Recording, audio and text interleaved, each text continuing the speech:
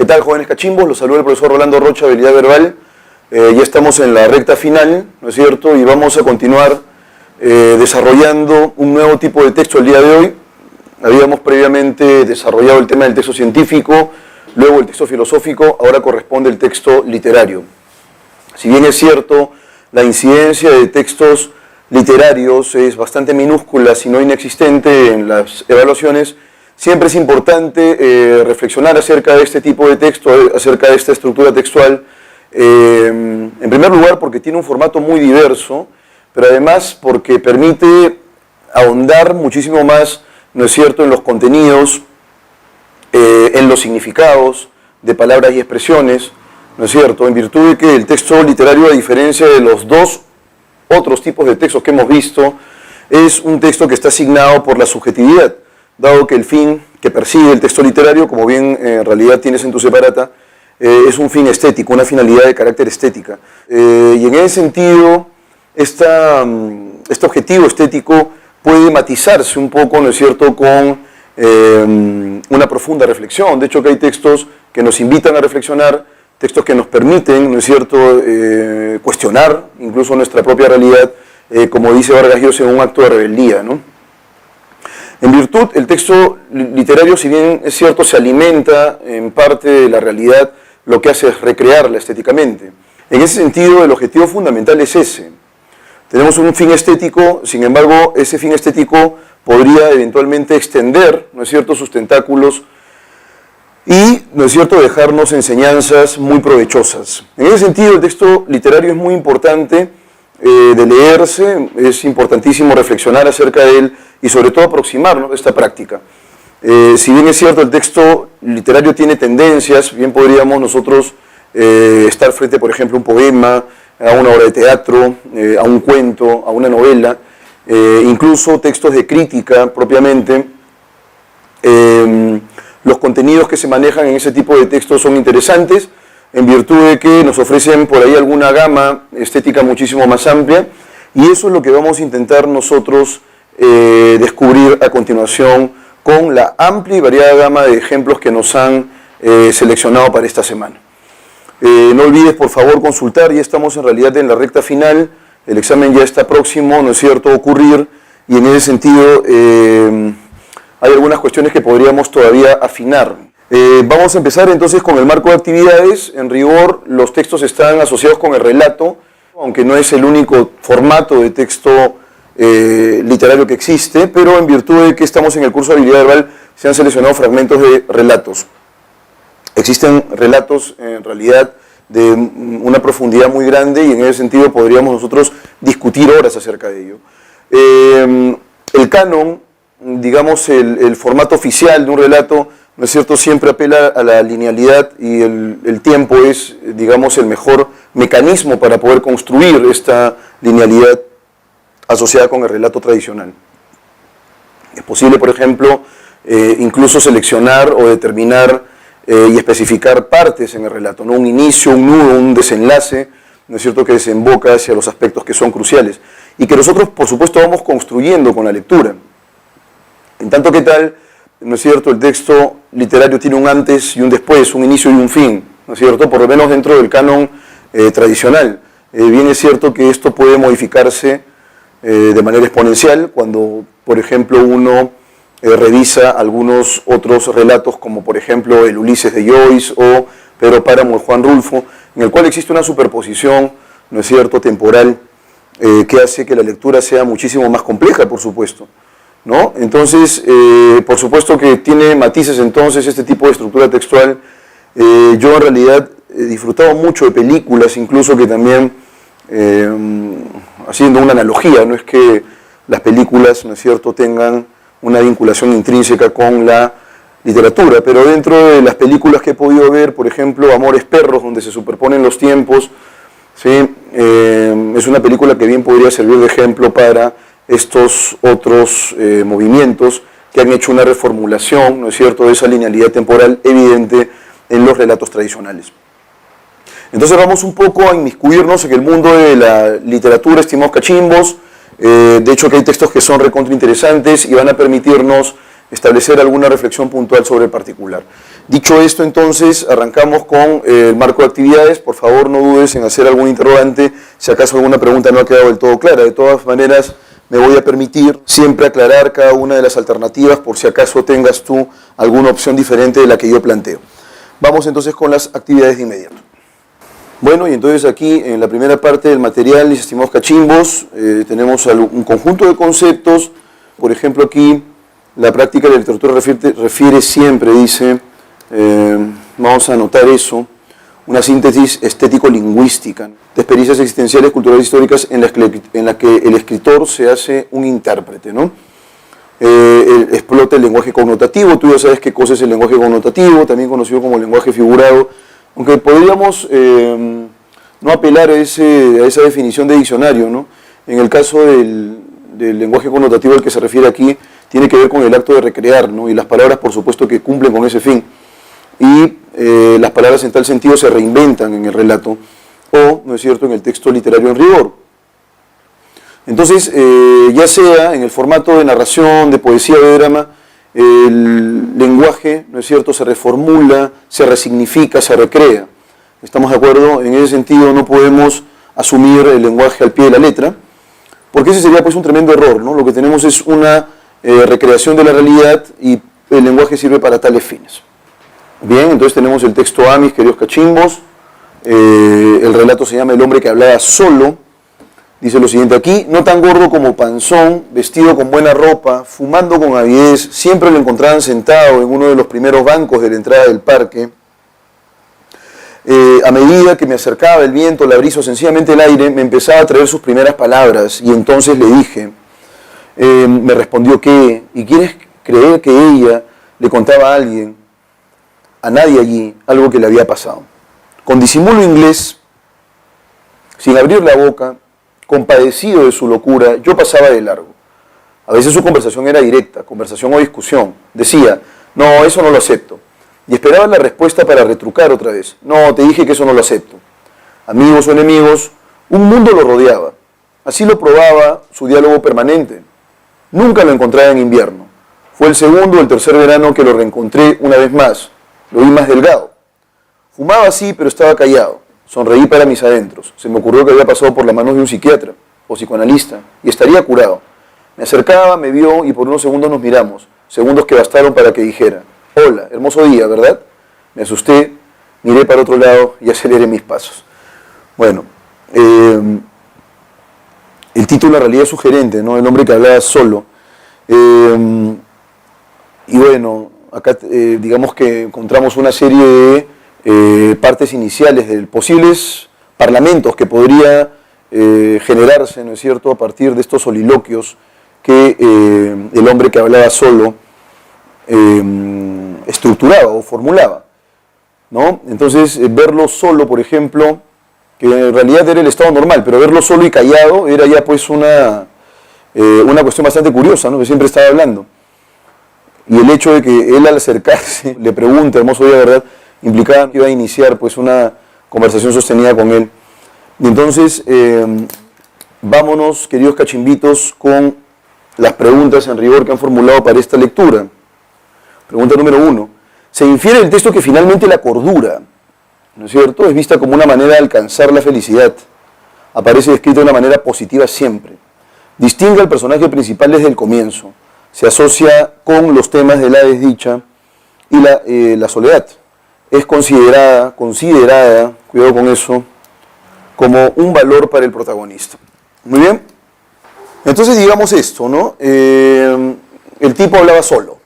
Ya tenemos eso, o sea, tenemos a un tipo que de pronto es un gordo panzón, que para fumando, ¿no es cierto?, una y otra vez, se le encuentra sentado siempre en el parque, y entonces empezaba a hablar solo, ¿no? Empezaba a hablar muy solo, él empezaba a estructurar una serie de parlamentos, pero ya cuando al tipo lo ven más delgado, demacrado, de pronto está callado, y entonces el narrador es como si se hubiera cobrado la revancha, ¿no? Por fin, ¿no es cierto?, va a dejar de molestar, por fin va a dejar de hablar este tipo, ya se curó. Y entonces esa vinculación con la curación, o el hecho de que esté curado porque está callado, ¿sí?, ¿con qué se asocia? ¿Cuál es la vinculación? ¿Qué podríamos deducir de ello? ¿no? Entonces, si está curado, está callado.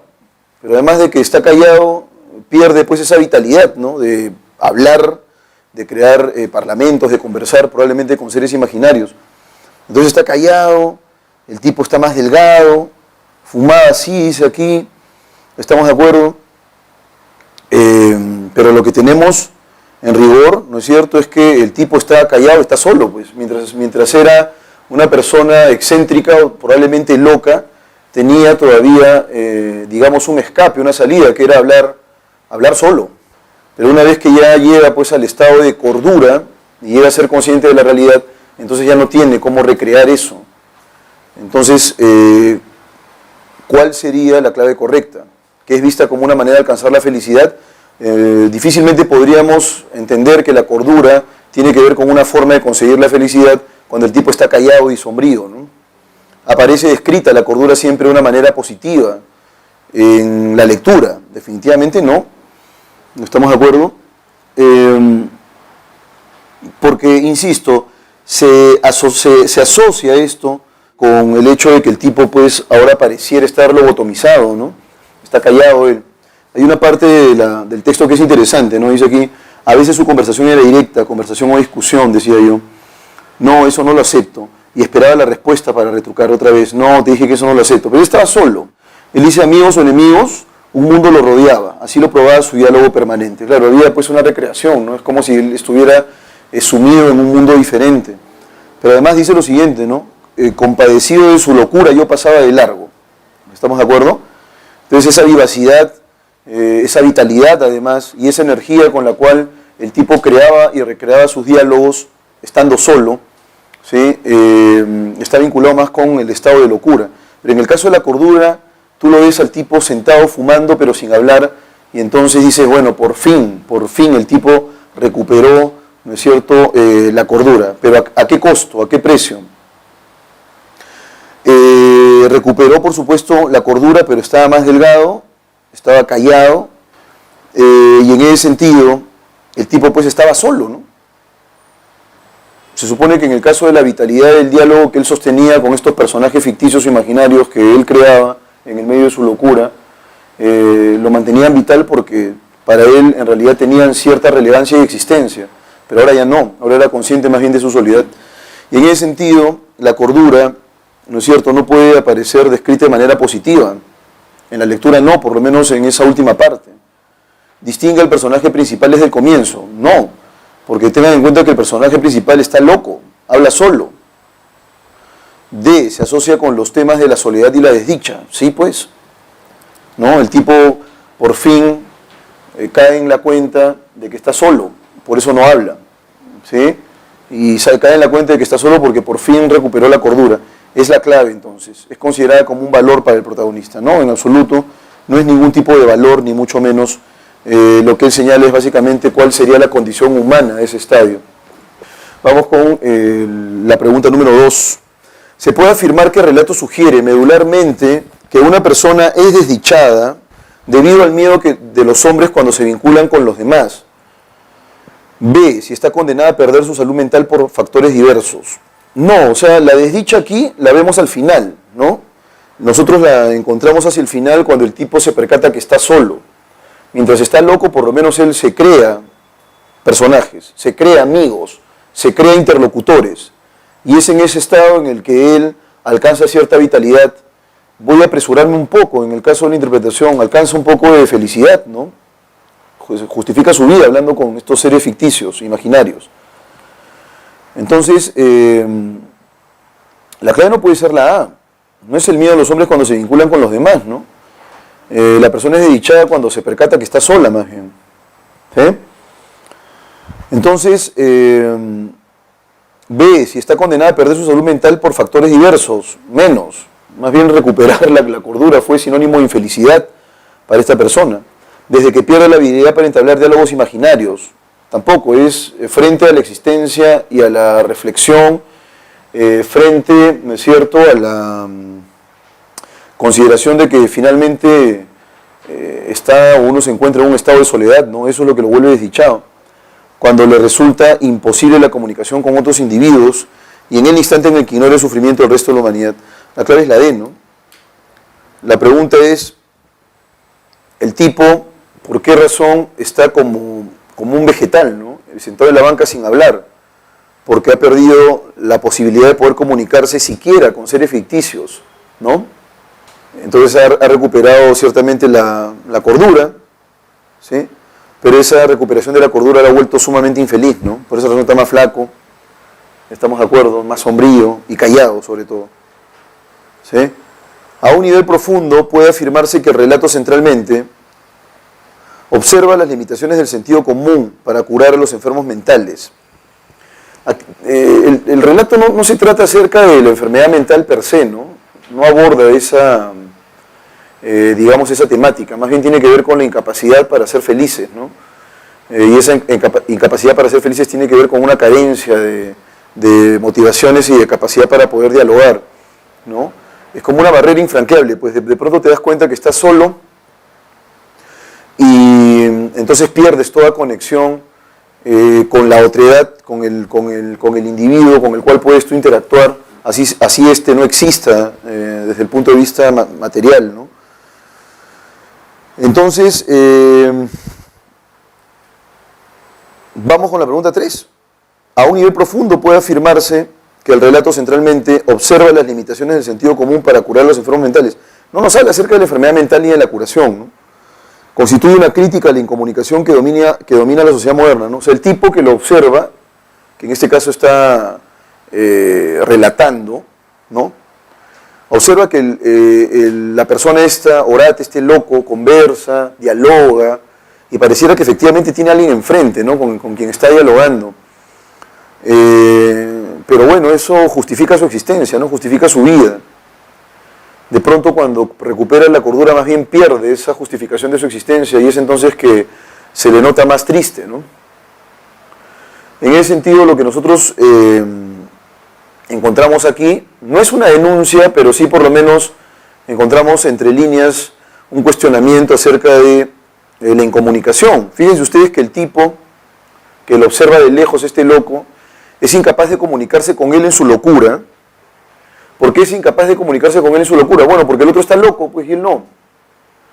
Pero además, cuando el tipo recupera la cordura, tampoco es capaz de hablar con él.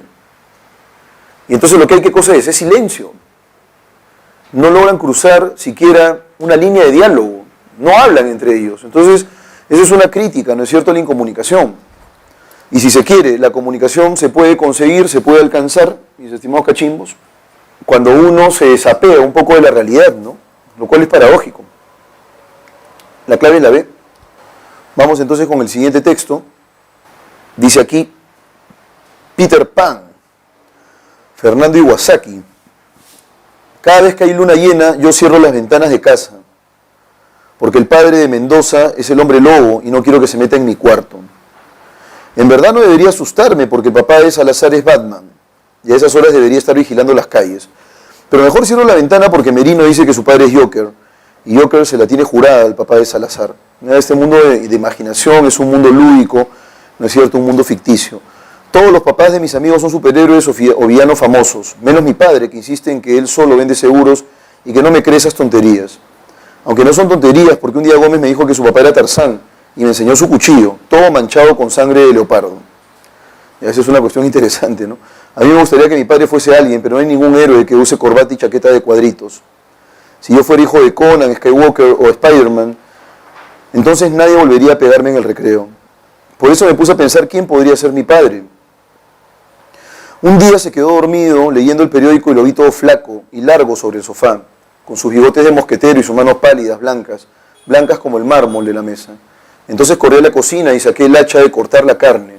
Por la ventana entraban la luz de la luna y los aullidos del papá de Mendoza, pero mi padre ya grita más fuerte y parece un pirata de verdad. Que se cuiden Merino, Salazar y Gómez, porque ahora soy el hijo del capitán Garfio, ¿no? Por fin el papá se convirtió en el relato en alguien. ¿Estamos de acuerdo?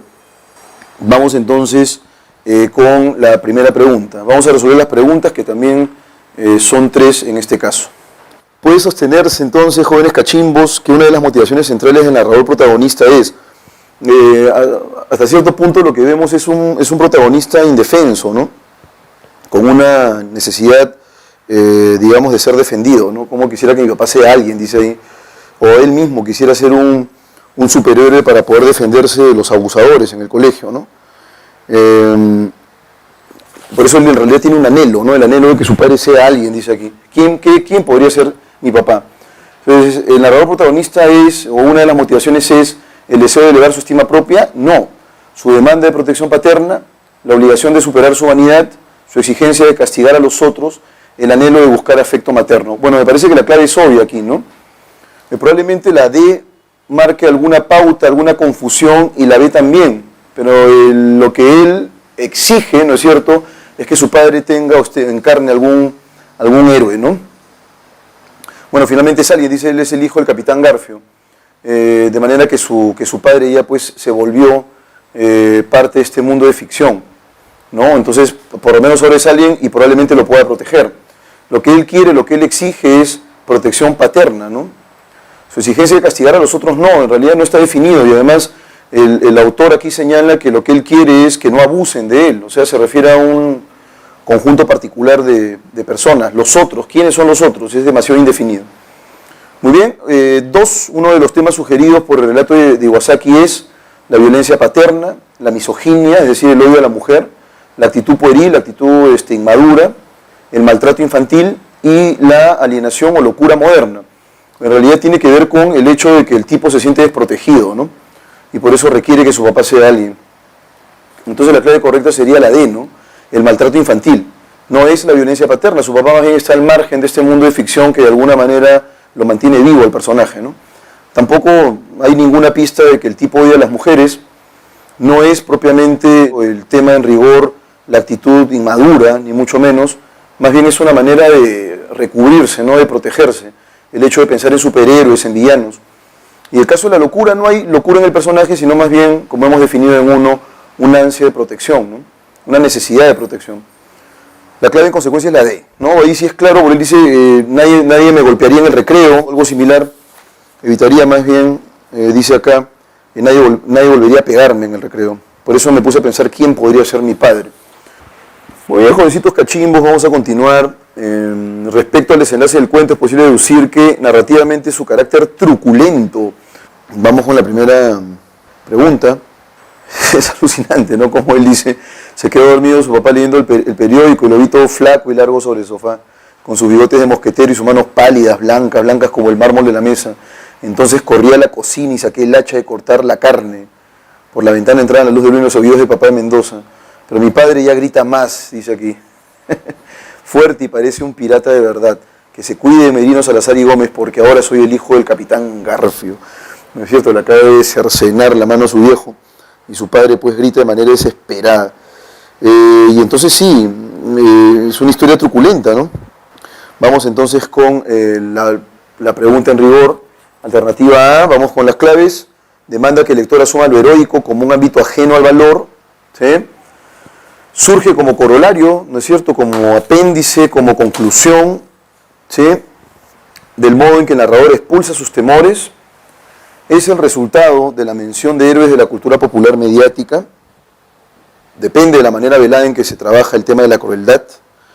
Radica en la decisión del protagonista de cercenar la mano de su padre, ¿no es cierto? Eso se puede deducir, porque aquí en realidad no hay digamos,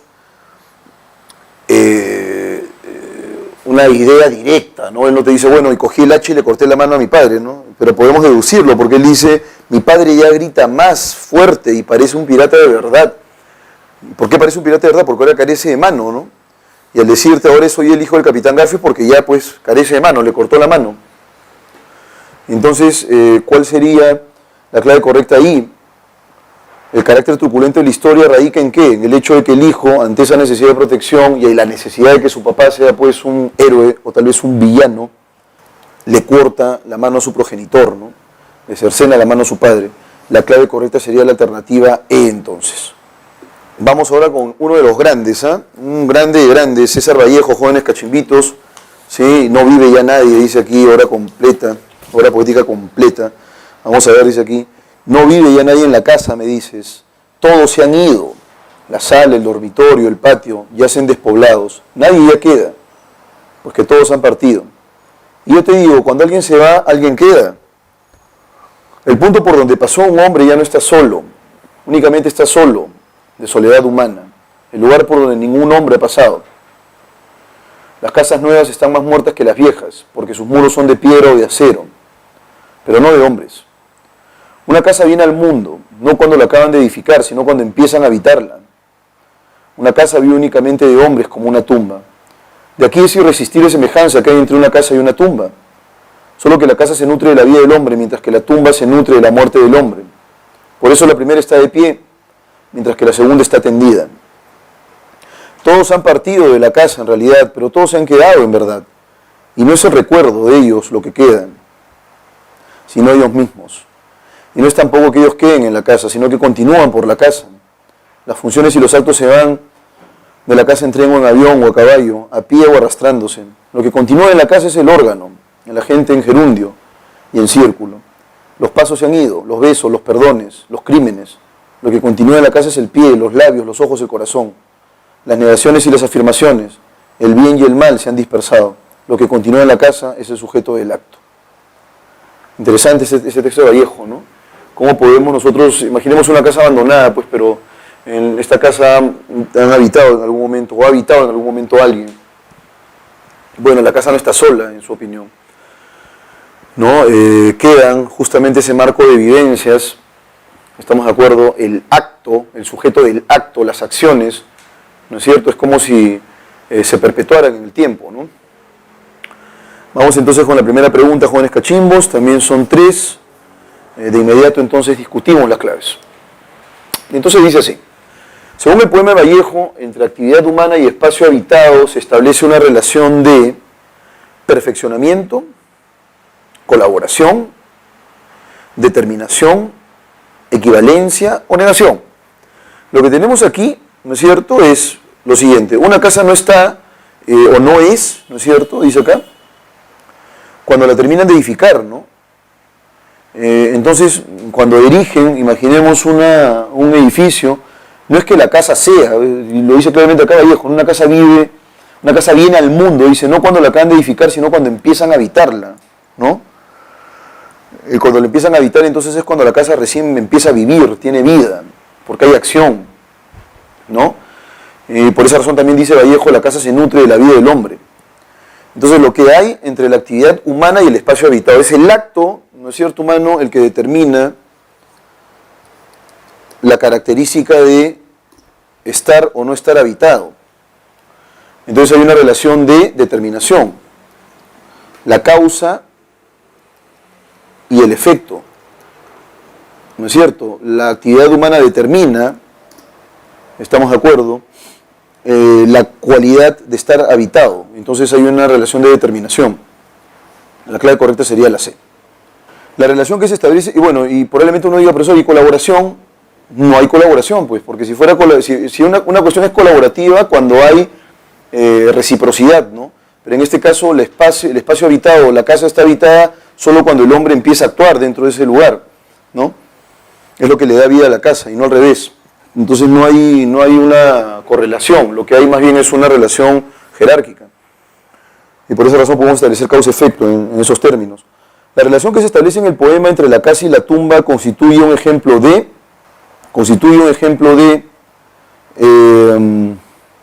ironía, hipérbole, es decir, exageración, anáfora, metáfora, símil, que es una relación de semejanza, ¿no?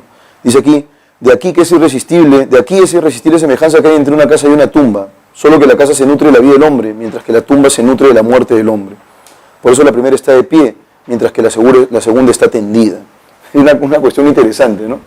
Entonces lo que hay aquí es una relación de semejanza, claro, y lo dice claramente ahí en el texto. Y si es de semejanza, la clave correcta es símil. Del enunciado, una casa nueva está más muerta que una vieja.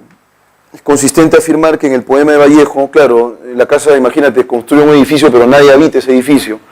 Ferminado de construir una casa pero nadie todavía la habita. Bueno, está muerta, pues la casa recién tiene sentido cuando está habitada. ¿Y cuál sería la clave correcta entonces? Es consistente afirmar que en el poema de Vallejo es la interacción humana la que constituye la esencia y el devenir del espacio. Los lugares de la experiencia vital siempre se encuentran carentes de esencias. Vivir en un lugar específico supone quebrar los lazos de contacto con los otros. Al igual que la tumba, una casa puede albergar las impurezas de la vida diaria.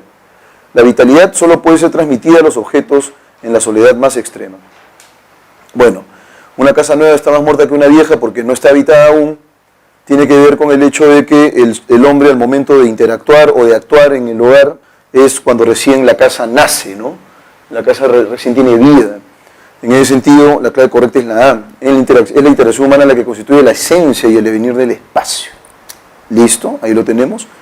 Vamos entonces ahora, mis queridos cachimbitos, con la pregunta, el texto que viene a continuación. Vamos a ver qué nos dice el texto. Hasta ahora todos son relatos, ¿sí? Es una cuestión interesante eso. Cuidado con el fragmento que es un poquito más extenso. El diente roto de Pedro Emilio Coll. Vamos con la primera parte, señores cachimbos, hasta un filósofo precoz, un genio tal vez. A los 12 años, combatiendo Juan Peña con unos granujas, recibió un guijarro sobre un diente. La sangre corrió lavándole el sucio de la cara y el diente se partió en forma de sierra. Desde ese día principia la edad de oro de Juan Peña.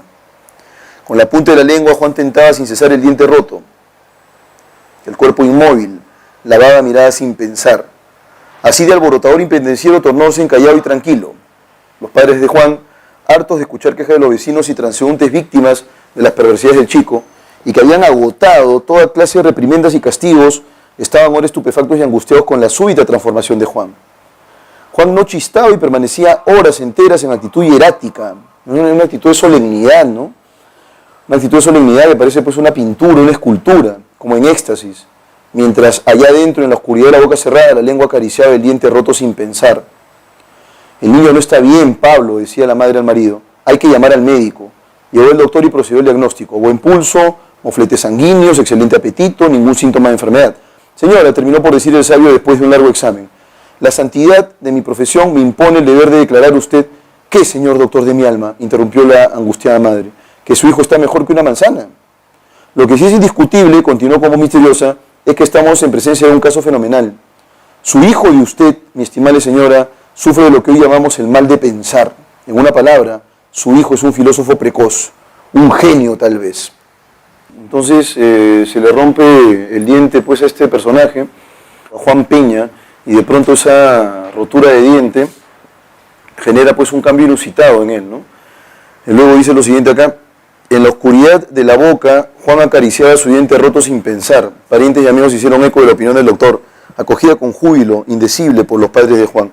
Pronto en el pueblo todo se citó el caso admirable del niño prodigio, y su fama se aumentó como una bomba de papel hinchada de humo.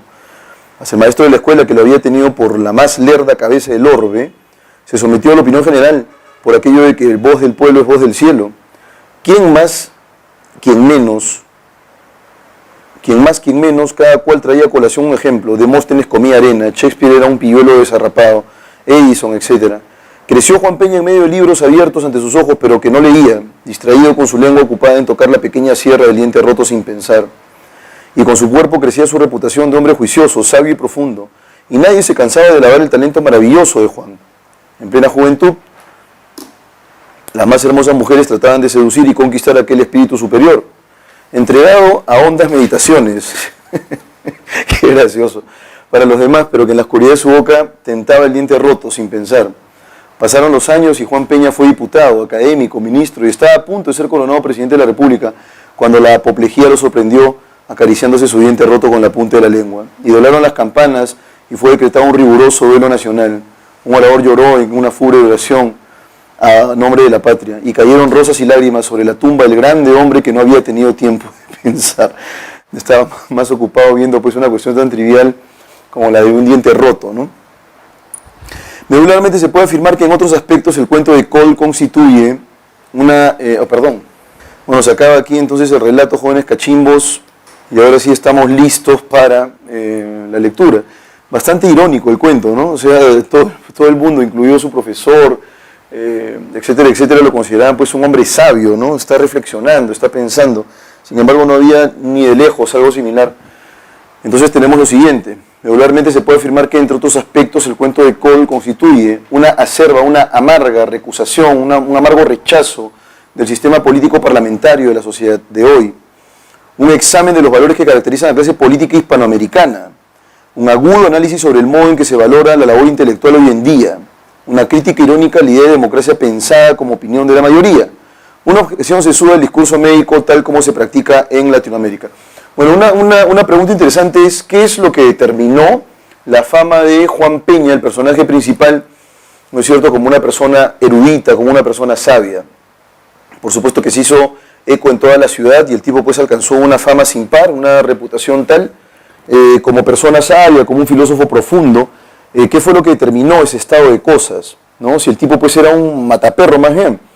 Y lo que señalan aquí en el texto es que el hecho de rompérsele un diente fue lo que determinó no un estado de reflexión, sino más bien un estado de quietud, ¿no? El tipo estaba acariciándose y estaba pero muy distraído, acariciándose con la lengua el diente roto, ¿no? Mientras todo el mundo pensaba que él pensaba justamente. Pero es bastante irónico que se señala el siguiente: cayeron rosas y lágrimas sobre la tumba del grande hombre que no había tenido tiempo de pensar, ¿no? Al final eso no ocurrió jamás. Pero ¿quiénes determinaron la sabiduría del tipo? No él, estamos de acuerdo, menos su actitud. Más allá de estarse callado, primero empieza con el caso del médico, ¿no? El médico le señala y le dice a los padres que el diagnóstico era que el tipo pensaba, ¿no?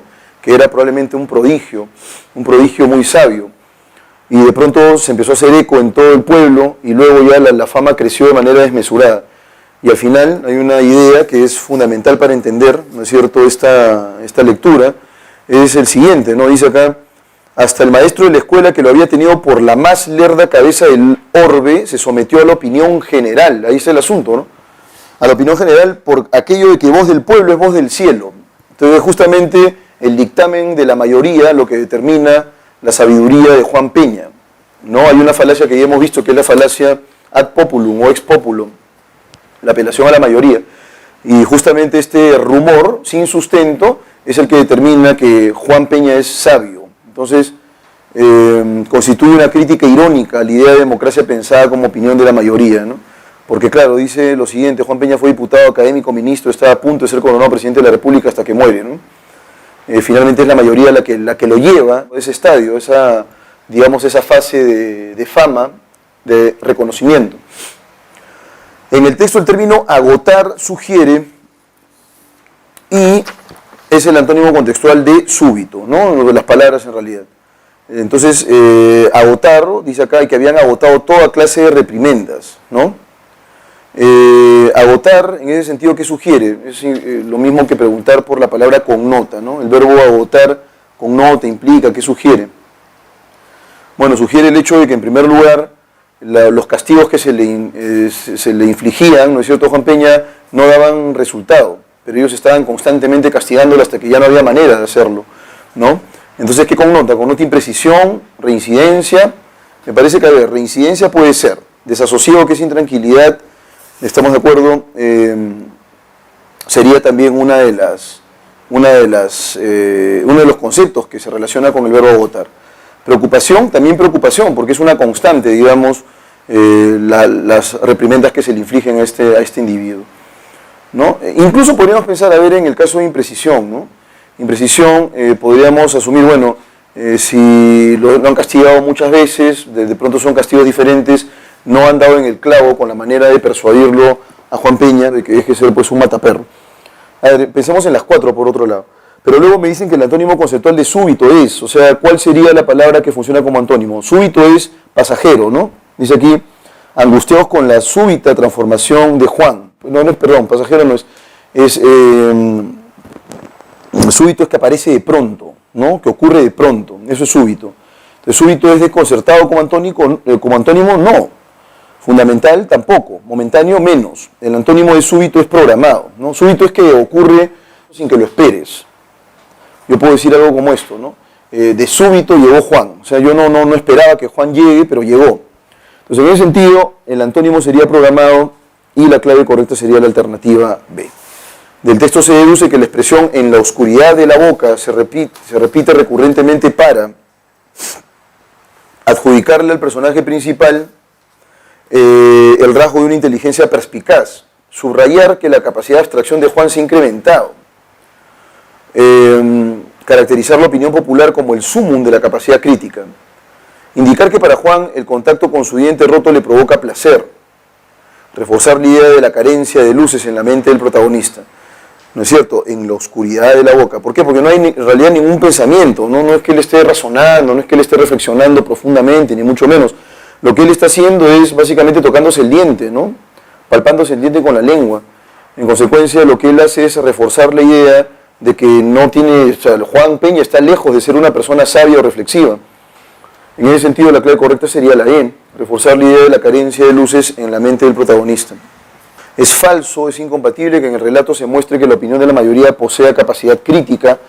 Bueno, no hay nada de cuestionamiento, ¿no? Incluso el profesor tampoco es que actúe con mucha agudeza, ¿no? Él simplemente asume y dice lo que la mayoría dice, lo que la mayoría dictamina, él lo asume como válido, pero no hay una criba, ¿no? Una criba, digamos, que sospeche que eso pueda eventualmente ser falso, ¿no? Entonces es incompatible afirmar que en el relato se muestra que la opinión de la mayoría posea capacidad crítica. Sí, pues no poseen capacidad crítica, más bien actúan por impulso, ¿no?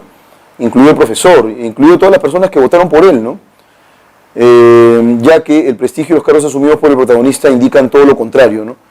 Lo que hay básicamente es que el dictamen de la mayoría determina que esta persona llegue al poder y que incluso casi frizó la presidencia, ¿no? Algún mérito ninguno, pero ya la fama de persona sabia se había extendido. Si el médico no hubiera diagnosticado que Juan Peña padecía del mal de pensar, ¿no? ¿Cuál es el diagnóstico? Su hijo piensa, probablemente estamos frente a un erudito, ¿no es cierto? A un erudito joven, ¿no? A un prodigio. Pero si no hubiera diagnosticado a Juan Peña con el mal de pensar, ¿cuál sería la clave? La edad de oro de Peña habría concluido al terminar sus estudios escolares, la magnitud del prestigio del protagonista se habría visto afectada sin duda, de cualquier forma aún el protagonista habría sido considerado un prodigio, aún se habrían ido sumando ejemplos que demostraran la nobleza de Juan, habría llegado a ser presidente de su país al contar con el apoyo popular. En realidad aquí, mis queridos cachimbos, no está claro. Yo en realidad creo que hay una clave sí, pero que es una clave medio defectuosa, ¿no? La magnitud del prestigio del protagonista se habría visto afectada sin duda, ¿no? Podríamos decir, bueno, prestigio como tiene una connotación positiva, ¿no? Sí, yo había leído más bien fama. Entonces, la magnitud del prestigio del protagonista se habría visto afectada sin duda. Si el prestigio lo asumimos en términos positivos, como al parecer es lo que han querido colocar aquí, entonces la clave es la B, ¿no? Es decir, la reputación positiva que se tenía el protagonista, por supuesto que no se habría incrementado, más bien la mala fama de Juan sí se hubiera mantenido incólume, ¿no? Por esa razón la clave es la B. La magnitud del prestigio del protagonista se habría visto afectada sin duda, sí, bueno, en realidad el prestigio aquí tiene una connotación positiva. Yo había estado pensando en un sinónimo que es fama, y fama sí no es preciso cuando tú dices la magnitud de la fama, el protagonista se habría visto afectada sin duda. Entonces sí, la clave correcta es la B. ¿Por qué en el caso de fama no? Porque fama puede ser positiva o negativa, ¿no? Y tengan ustedes en cuenta que en el vecindario de Juan Peña lo consideraban pues una persona irrecuperable, ¿no? Era pues un tipo muy inquieto. Los papás habían agotado todas las maneras de corregirlo, no pudieron hacerlo. Entonces, pero en el caso de prestigio, sí, prestigio tiene una connotación positiva, así que la clave correcta es la alternativa B. Bueno, si acaso hay un relator, queridos cachimbos, que tiene pues un nivel pero muy complejo, un nivel de complejidad muy grande, pero que además es uno de los mejores escritores, ¿no es cierto?, del siglo XX, es Jorge Luis Borges, definitivamente, ¿no? Acá nos han planteado un pequeño fragmentito, ¿sí?, del libro Ficciones, Los dos reyes y los dos laberintos. Es un maestro del relato corto, Jorge Luis Borges, así que va a ser en realidad una buena ocasión para paladearlo. Y dice lo siguiente aquí: cuentan los hombres dignos de fe, pero Alá sabe más, que en los primeros días hubo un rey de las islas de Babilonia que congregó a sus arquitectos y magos y les mandó a construir un laberinto tan perplejo y sutil que los varones más prudentes no se aventuraban a entrar. Y los que entraban se perdían. Esa obra era un escándalo, porque la confusión y la maravilla son operaciones propias de Dios y no de los hombres. Con el andar del tiempo vino a su corte un rey de los árabes y el rey de Babilonia para hacer burla de la simplicidad de su huésped. Lo hizo penetrar en el laberinto, donde vagó afrentado y confundido hasta la declinación de la tarde. Entonces imploró socorro divino y dio con la puerta. Sus labios no profirieron queja alguna, pero le dijo al rey de Babilonia que él en Arabia tenía otro laberinto y que si Dios era servido se lo debería conocer algún día. Luego regresó a Arabia juntó a sus capitanes y sus alcaldes y estragó los reinos de Babilonia con tan venturosa fortuna que derribó sus castillos, rompió sus gentes e hizo cautivo al mismo rey. Lo amarró encima de un camello veloz y lo llevó al desierto. Cabalgaron 3 días y le dijo: oh rey del tiempo y sustancia y cifra del siglo, en Babilonia me quisiste perder en un laberinto de bronce con muchas escaleras, puertas y muros. Ahora el poderoso ha tenido a bien que te muestre el mío, donde no hay escaleras que subir, ni puertas que forzar, ni fatigosas galerías que recorrer, ni muros que veden el paso. Luego le desató las ligaduras y lo abandonó en la mitad del desierto, donde murió de hambre y de sed. La gloria sea con aquel que no muere. Interesante, ¿no? Esta figura de los laberintos es una figura recurrente en Borges, ¿no es cierto? Y es utilizada en el relato que acabamos de leer. Vamos entonces, queridos cachimbitos, con la resolución de inmediato. Y dice lo siguiente. En esencia, vamos con la primera pregunta entonces del relato, los 2 reyes y los 2 laberintos. Bueno, definitivamente no hay laberinto más complejo de sortear que el desierto, ¿no? Imagínense ustedes, señores cachimbos, que los abandonen en el desierto, no hay manera de salir, ¿no? Simplemente ya tienes que estar destinado pues a morir, ¿no? Y es lo que pasó con el rey de Babilonia. En esencia puede afirmarse que la acción narrativa del relato tiene 2 núcleos, la riqueza y el poder que singularizan al rey de Babilonia y a su único laberinto. Ni tanto riqueza y poder, ¿no? Porque al final estamos de acuerdo, este otro rey que lo vence y lo lleva pues a sus dominios, le da a conocer pues que el tipo en realidad no tiene la más mínima idea, ni el más mínimo poder, ni la más mínima injerencia de este gran laberinto, estamos de acuerdo, llamado desierto. La fatuidad que caracteriza al rey babilonio y la venganza del rey de los árabes. El tipo pues está envanecido, me refiero al rey de los babilonios, y lo que ocurre posteriormente es que el rey de los árabes, que se siente burlado, se venga del rey babilonio. Entonces lo que hace el rey babilonio es más bien alimentar el sentimiento de venganza del rey de los árabes, quien prontamente derriba su reino, arrasa con su reino y lo castiga pues de la peor manera, ¿no? Dejándolo en el desierto a su suerte. Y dejarlo en el desierto a su suerte implica que el rey de los babilonios muera de hambre y de sed. C. El ingenio que distingue la construcción del laberinto y la invocación al desierto. No, pero en realidad no se refiere al ingenio aquí, se refiere básicamente a 2 aristas en la aplicación del poder, ¿no? En el caso del babilonio, sí, mira mi laberinto, y no lo dejó salir, ¿no es cierto?, hasta que el rey árabe, ¿no es cierto?, imploró para que por favor salga. En el caso del rey de Babilonia tuvo caballero pues que asumir la inclemencia de verse abandonado en el desierto. Entonces no es que haya 2 núcleos, ¿no?, vinculados con la construcción de un laberinto y la invocación del desierto. El deseo de supremacía del rey de los árabes y la inteligencia del rey babilonio. El deseo de supremacía del rey de los árabes y la inteligencia del rey babilonio. A ver, ¿por qué esa no podría ser la clave y más bien tiene visos de incompatibilidad? En la lectura, yo no estoy seguro si podríamos nosotros asumir que el rey babilonio era pues muy inteligente que digamos, ¿no? Porque lo que hace es pues maltratar a su huésped, ¿no? Y eso no es muy inteligente ni muy prudente en rigor. En ese sentido la invocación, la inteligencia del rey babilonio queda descartado, ¿no? Esa no puede ser la clave en absoluto. Y la supremacía del rey de los árabes tampoco, porque en efecto, si bien es cierto, queridos cachimbos, el rey de los árabes logra dominar el reinado del babilonio, lo que nosotros encontramos al inicio por lo menos es una horizontalidad, ¿no? Lo que hay no es una relación de sujeción de un rey o de otro. La ingenuidad del rey de los árabes y su confianza en la voluntad de su deidad. No creo que sea tan ingenua una persona que luego arrasa con un reino, ¿no? Entonces, en ese sentido, la clave correcta sería la B. La fatuidad, la jactancia, la pedantería que caracteriza al rey babilonio, ¿no? Y la venganza del rey de los árabes, que efectivamente lo llevó pues a sus dominios y hubo de morir entonces el rey babilonio. Pregunta número 2, el término sutil. Un laberinto tan perplejo y sutil que los varones más prudentes no se aventuraban a entrar. Y la palabra sutil entonces implica ¿qué cosa? Delicadeza, refinamiento, que básicamente podrían ser sinónimos, pulcritud, que es limpieza en grado sumo, diferencia, distinción o complejidad.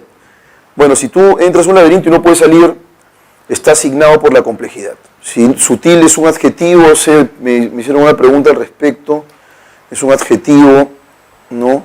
Complejidad es un sustantivo. Siempre que, por favor, tú razones o evalúes estas preguntas de sentido contextual, bueno, se preguntan con nota o implica, está vinculado con la conexión que uno puede establecer entre un vocablo y otro, y un concepto probablemente. Entonces lo que connota es complejidad, ¿no? Y es tan complejo el laberinto, tan intrincado, tan enrevesado, que se le hizo difícil pues al rey de los árabes salir de él. 3. Del desierto propuesto como laberinto por el rey de los árabes, se desprende que únicamente con el auxilio de la divinidad puede ser atravesado por un ser humano. Constituye un reto superior al laberinto babilonio por su homogeneidad espacial. Era una obra escandalosa cuyo propósito solo le concierne al dios de los árabes. Desde un comienzo fue el modelo que el laberinto babilonio se propuso emular. Su constitución obedece a la voluntad de la auténtica deidad de los musulmanes. Bueno, tienes un laberinto y tienes el desierto, mi querido Cachimbito, el desierto por supuesto que es mucho más vasto y además inclemente, ¿no? Entonces, claro, imaginemos un laberinto del tamaño de la ciudad universitaria, ¿no? Es un laberinto muy grande, por supuesto, y si te colocan al centro del laberinto quizás sea un poquito complicado salir de él, ¿sí? Tiene un sinnúmero de rincones, un sinnúmero de puertas de ingreso y probablemente una sola salida. Entonces, ¿va a ser complejo salir? Sí, va a ser muy complejo salir. Pero, queridos cachimbos, si a ti, por ejemplo, te colocan en el medio del desierto, el desierto es tan vasto, tan grande, carece de puertas, ventanas, recodos, pero la vastedad del desierto hace que sea imposible caminarlo, que sea imposible definir si estás en realidad yendo en sentido recto, más bien moviéndote en círculos, qué sé yo, ¿no? Entonces, en ese sentido, el rey de los árabes se venga muy bien, pues, porque lo deja pues en aprietos, en un reto que no se puede superar. En ese sentido, entonces, la clave sería la B, constituye un reto superior al laberinto babilonio por su homogeneidad espacial, ¿no? No hay puertas, no hay rutas de acceso, no hay manera de poder atajar nada, ¿no es cierto? No hay señales que te indiquen por dónde ir. Pregunta número 4. De la comparación entre ambos laberintos puede inferirse la siguiente moraleja. Una obra con intenciones deshonestas será superada siempre. Solo quien albergue fe en su alma se impondrá la adversidad. El desierto es la forma más compleja que admite la naturaleza. La naturaleza se impone a las obras creadas por la humanidad. La perfección letal del desierto no podrá ser reproducida jamás. ¿Cuál sería la moraleja entonces? Que al final, mi querido Cachimbo, puedes construir el laberinto más gigantesco que se te ocurra, el más intrincado, probablemente el más complejo, pero eso no va a superar jamás la vastedad natural del desierto, ¿no? En ese sentido, la clave correcta sería la alternativa D. La naturaleza se impone a las obras creadas por la humanidad. Efectivamente, esa es la clave. Pregunta número 5. ¿Es válido inferir que existe en el relato a nivel semántico una contraposición entre lo artificial y lo natural? Entre el orgullo y la bondad, entre lo antiguo y lo nuevo, entre el desafío y el triunfo, entre el prestigio y el poder. A nivel semántico encontramos una oposición, una tensión entre lo artificial por un lado, que es el laberinto, la figura del laberinto para Borges, y lo natural, que es en el caso de Borges, la figura del desierto.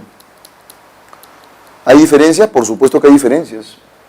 El segundo laberinto es mucho más complejo, de hecho, el desierto en rigor. ¿Qué hubiera ocurrido si el rey de Babilonia no hubiera hecho ingresar a su laberinto al rey de los árabes?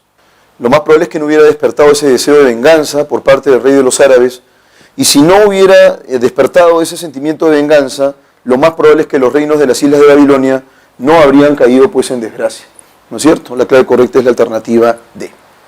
Vamos entonces, mis queridos cachimbitos, con la lectura final de esta semana, ¿no es cierto? Son textos recontra interesantes los que nos han planteado en la semana de hoy, unos relatos muy bonitos, de hecho, los he podido disfrutar, así que vamos entonces, mi querido cachimbito, con la lectura número 1. Nowadays, hoy en día, ¿sí?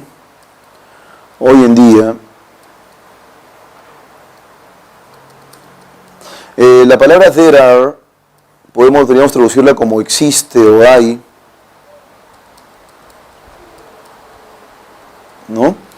Los existenciales en castellano. Hoy en día, nowadays, there are too many people who believe. Hay demasiadas personas que creen. ¿Qué cosa creen? Ahí tenemos la palabra believe. Existen demasiadas personas que creen that literature is simply not important. ¿No? La literatura es simplemente o no es simplemente importante. ¿Estamos de acuerdo? Tenemos el adverbio simplemente. O mejor, creo que en el orden me he cometido un pequeño desliz en la traducción. Es too many people who believe, ¿no? Existen muchas personas que creen that literature, que la literatura, it's simply not important. Simplemente no es importante. Or underestimate its abilities. O que subestima, underestimate es eso, subestimar.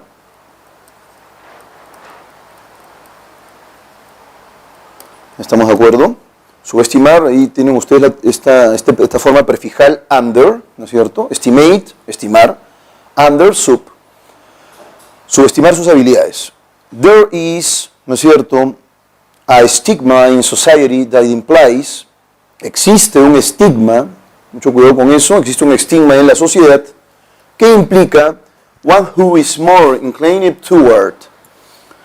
Un estigma en la sociedad que implica que alguien, acá sería uno quien está más inclinado, ¿no? Que alguien que está más inclinado toward science, esta palabra toward la hemos visto nosotros la semana anterior, ¿no es cierto? Es una preposición que puede ser hacia, por o para, ¿sí? Hacia, que está más inclinado hacia la ciencia, ¿no? And math, y matemáticas, y las matemáticas will somehow, de alguna manera, will somehow be more, ¿estamos de acuerdo? Será, ¿sí? Will somehow be more, será más successful, exitosa, ¿no? In life, en la vida. ¿Sí?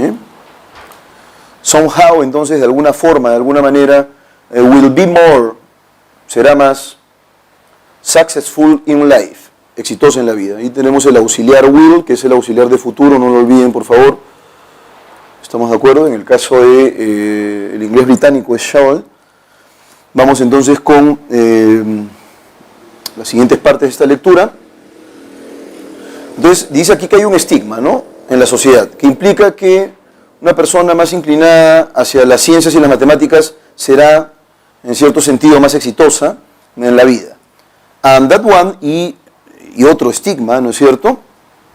Y and that one who is more passionate toward literature and other art forms will be destined to a life of low-paying jobs.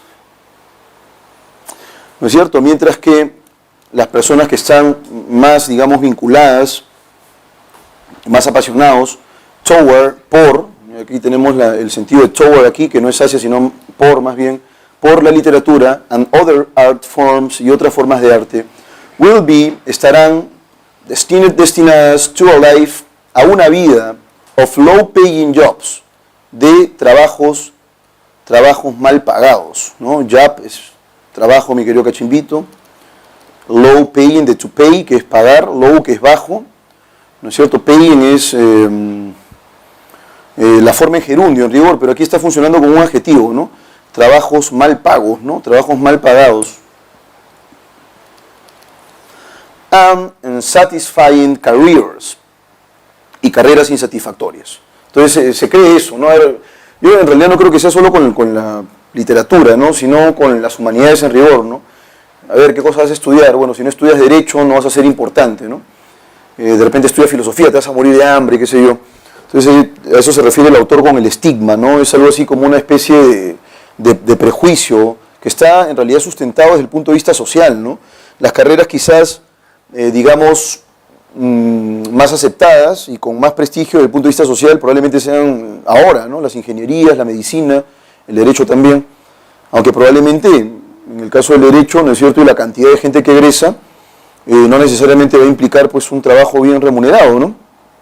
In a certain moment, en cierto momento, ¿no es cierto?, the world has come to think, el mundo ha llegado a pensar, that literature, que la literatura, is insignificant. Eso es importante, esta idea la voy a subrayar con otro color, ¿no es cierto? En cierto momento el mundo ha llegado a pensar que la literatura es insignificante, ¿no?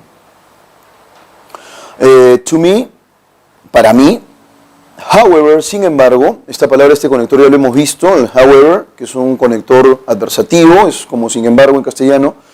Literature serves as a gateway to learning of the past and expanding my knowledge and understanding of the world. La literatura sirve, ¿no es cierto?, como una puerta, as a gateway to learning, como una puerta para aprender, of the past, del pasado, and expanding my knowledge, y expandir mi conocimiento, and understanding, y comprensión, of the world, del mundo. Literature opens, la literatura abre, our eyes, nuestros ojos, and makes us see more, ¿no es cierto?, abre nuestros ojos y nos hace ver, estamos de acuerdo, más than just what the front doors shows, más que lo que muestra la puerta de entrada, ¿no? La puerta frontal. It helps, ayuda, nos ayuda, realize the wide world outside. Nos ayuda a darnos cuenta del amplio mundo surrounding us, que nos rodea. With this, con esto, we begin to learn. Empezamos a aprender. Ask questions, hacer preguntas, formular preguntas, and build our intuitions, y construir nuestras intuiciones, and instincts, e instintos. We expand our minds, expandimos nuestras mentes, ¿no? Digamos que el autor lo que está haciendo es una defensa finalmente de la literatura, ¿no? Vamos entonces, mis queridos cachimbitos, con las preguntas de opción múltiple. What is the topic of the reading? ¿Cuál sería el tema central de la lectura? Some reason, alguna razón, to understand literature and arts. Para comprender, estamos de acuerdo, para entender la literatura y las artes. Lo que él está haciendo es una justificación, ¿no? The main role that literature develops in careers, ¿no? El rol principal que la literatura, el rol fundamental que la literatura desarrolla en las carreras, ¿no? Literature as a way to expand our knowledge. La literatura como una manera, como una forma de expandir nuestro conocimiento. The relation between arts and low-paying jobs. La relación entre las artes y los trabajos mal pagados. Strategies to be successful studying literature. Las estrategias para ser exitoso estudiando literatura. ¿Cuál sería la clave correcta aquí? Bueno, aquí no nos ofrece ninguna regla acerca de cómo ser exitosos si estudias literatura, ¿no? Él nos señala que la literatura abre nuestros ojos, nos hace ver, ¿no es cierto?, más allá de la puerta frontal, de la puerta de acceso. La literatura nos quita de alguna manera el antifaz, ¿no?, las anteojeras, nos ayuda a darnos cuenta, dice aquí, del amplio mundo exterior que nos rodea, entre otras bondades. Y finalmente el autor concluye, ¿no? La idea final es fundamental en esos términos, ¿no? Expande nuestra mente.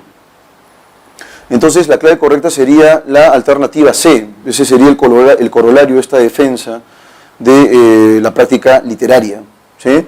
Vamos ahora con la palabra 2. The word destined implies. ¿Qué implica la palabra destined? Dice aquí, literature, hacia la literatura, tiene que ver con las personas, ¿no? Las personas que están más inclinadas hacia la literatura, and other art forms, y otras formas de arte, estarán destinadas to a life of low-paying jobs, ¿no es cierto?, a una vida con trabajos mal pagados.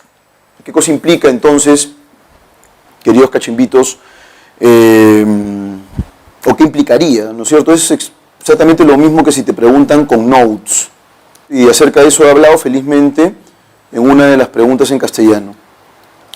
Resentment about life, resentimiento por la vida. Low paying studies, los estudios mal pagados. Passion for the arts, la pasión por las artes. A stigma from society. Y no option to shows. Vamos entonces poco a poco. La pasión por las artes, un estigma de la sociedad. Y finalmente, sin opciones a elegir, ¿no? Si se supone que estamos destinados, los de humanidades, y específicamente en el caso del autor del texto, los que estudian literatura, están destinados a trabajos mal pagados, es porque no tienes remedio, pues. Digamos que tu suerte está definida, tu suerte laboral al menos, ¿no? Estudias literatura, bueno, vas a tener que conformarte con que te paguen mal, ¿no? Y en ese sentido, si hay un destino, hay una cuestión ya prefijada, no option to choose, ¿no? Sin opción acá a elegir. La clave correcta sería la alternativa E. Third question. It is consistent about people who chose to study literature that. ¿Es consistente? Bueno, es una pregunta por compatibilidad. About people, sobre las personas who chose, que eligen to study, estudiar, literatura. Vamos a colocar aquí, por si acaso, ¿no? Elegir. Estudiar literatura que society stigmatizes them since they are successful in jobs. La sociedad los estigmatiza, no se olviden que esto funciona como un pronominal átono, los, ¿no? Los estigmatiza, ¿no es cierto? Ya que son exitosos en sus trabajos, ¿no? No es por eso, ¿no? Más bien tiene todo lo contrario. La palabra successful es exitoso, ¿no? ¿Son exitosas según el autor del texto? No, eso sería inconsistente más bien. They want, quieren, to work, trabajar in a low paying job, en un trabajo mal pagado, finalizando their career, su carrera. Tampoco eso es cierto.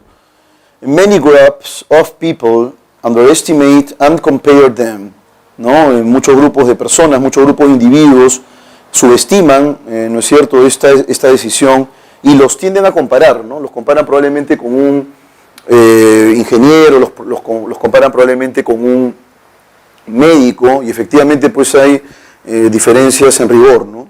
Por lo menos dentro de lo que la gente cree que es estudiar una carrera rentable o no. Entonces,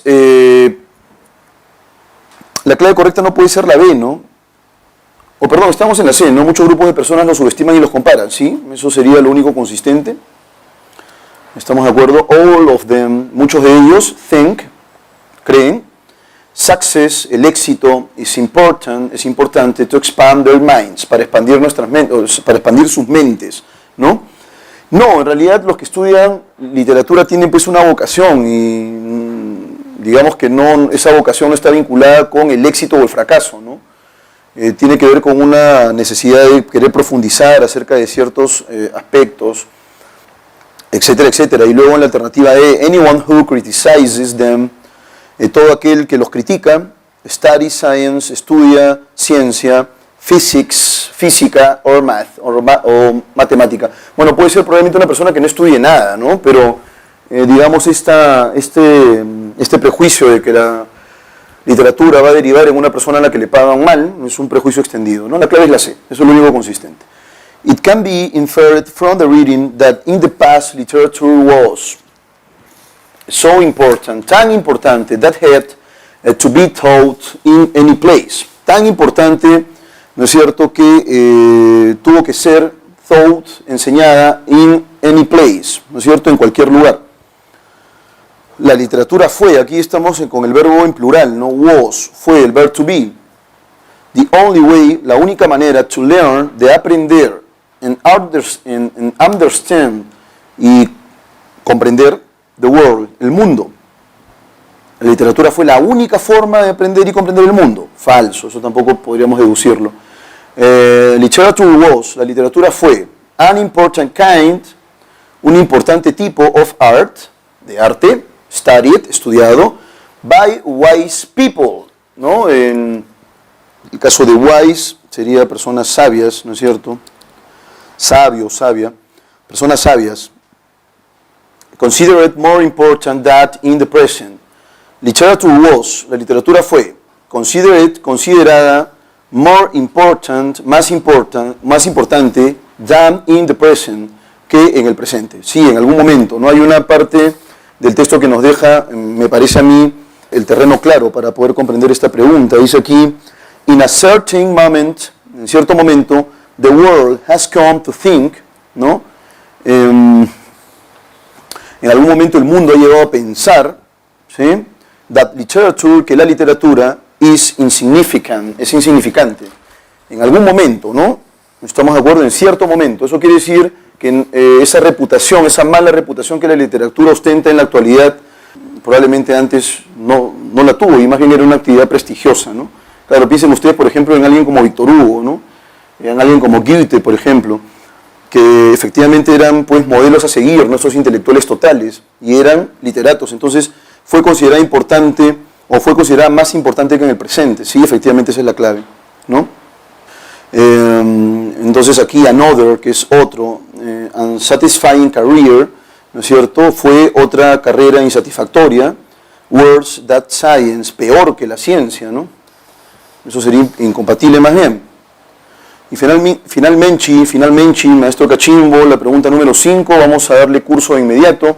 Is the stigma that society, si el estigma que la sociedad has about literature tiene sobre la literatura, were the same, ¿no es cierto?, fuera el mismo as the stigma about science career, fuera el mismo que el estigma sobre las carreras científicas, then, entonces, studying literature would mean, estudiar literatura implicaría, you could be, que puede ser, successful, ya lo hemos visto hace un momento, la palabra successful, que es exitoso, in life, en la vida, too, también.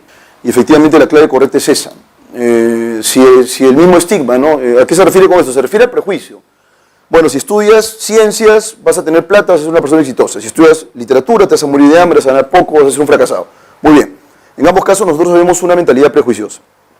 Y entonces lo que nos dicen aquí es, ¿qué pasaría si el prejuicio que se maneja, ¿no es cierto?, en el caso de las ciencias, se trasladara ahora al ámbito de la literatura? Bueno, si tú dices, yo lo que quiero es estudiar literatura, te consideren pues una persona exitosa o que podría ser exitosa eventualmente. Entonces la clave correcta sería la alternativa A. Muy bien, queridos cachimbitos, eso es todo por hoy. Ya en realidad no nos queda casi nada, nos quedan apenas 2 semanas y después de ello el ingreso ya está a un paso. Espero que no pierdas, por favor, la concentración. Estas semanas son apremiantes y en lo que pueda ayudar o contribuir para el objetivo, encantado de hacerlo. Conmigo va a ser hasta la próxima semana. Éxitos, ¿no es cierto?, en el examen que se viene.